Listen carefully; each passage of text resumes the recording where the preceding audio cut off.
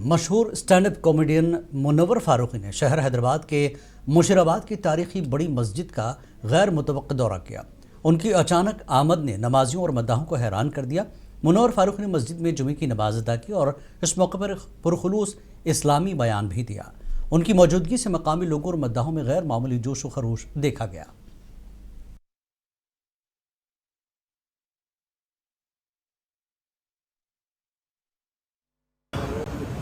दुनिया का जो दलदल है उसमें आप जितने भी यहाँ होंगे उतने नहीं फंसे होंगे जितना मैं फंसा हूं, ठीक है।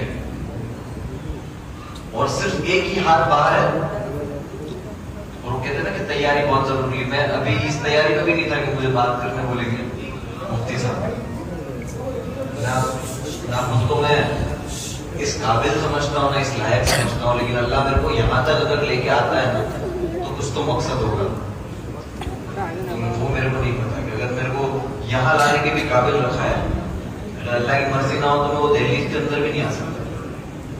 तो मैं यहाँ तक पहुंच जाता हूँ, मैं अल्लाह का कौन सा शुक्र करूँ कि लोगों को लगता है कि अरे इतने लोग जमा हो जाते हैं, जहाँ जाता है इतने लोग पसंद करते हैं, क्या नसीब वाला है।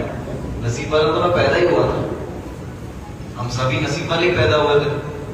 अगर मैं किसी ईमान पे पैदा नहीं हुआ होता और ये सब कुछ होता मेरे पास तो बदनसीबी होता।